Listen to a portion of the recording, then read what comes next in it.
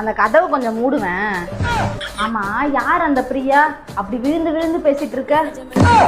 தலை வலிக்குதா? தலை வலிக்குது.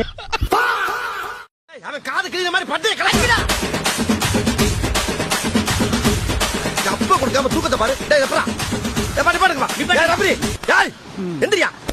இறங்கியாக்கல. நல்ல கடல் தவள மாதிரி. ஆமா, என் கூட போட்டி போட பயந்துக்கிட்டு எவனுமே வரல இல்ல.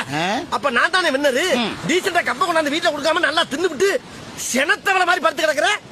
என்ன கேட்ட? கப்ப குடியா கப்ப. கப்பா கேட்ட?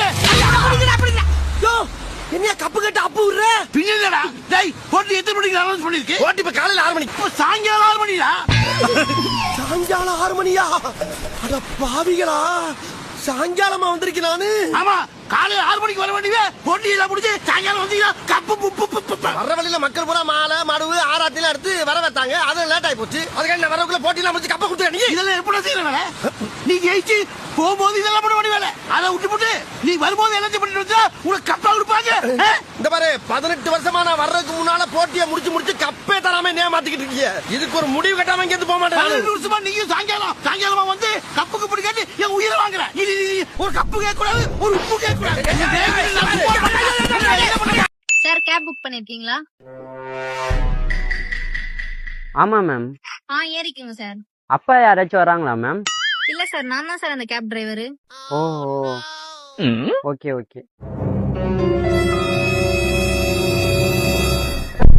சார், அந்த ஓடிபி மட்டும் சொல்றீங்களா? 2485. Okay sir. மேம் என்ன மேம் ஆச்சு? ஒன்றும் இல்லை சார். கிளட்சை அழுத்த சொன்னாங்க, கீரை போட சொன்னாங்க, அப்புறம் கிளட்சை பொறுமையா ரிலீஸ் பண்ணிட்டு ஆக்சிலேட்டர் கொடுக்க சொன்னாங்க. ஆஃப் ஆயிடுச்சு சார். மேம் என்ன மேம் என்னை வச்சு பழகிட்டு இருக்கீங்க? சார் பயப்படாதீங்க சார். லைசன்ஸ் சொல்றது தான், இப்ப கரெக்டா எடுத்துடுறேன்.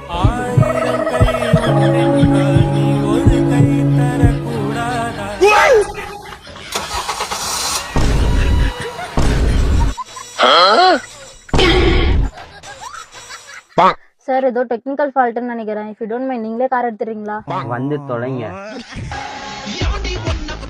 சார். நம்ம பேசின மாதிரி அந்த எக்ஸ்ட்ரா அந்த 50 rupees மட்டும் மறந்துடாதீங்க. தமிழ்நாட்டுல ஒரு இளிச்சவாய் இருக்கா. அந்த இளிச்சவாயின் பேர் என்ன? அண்ணாமலை.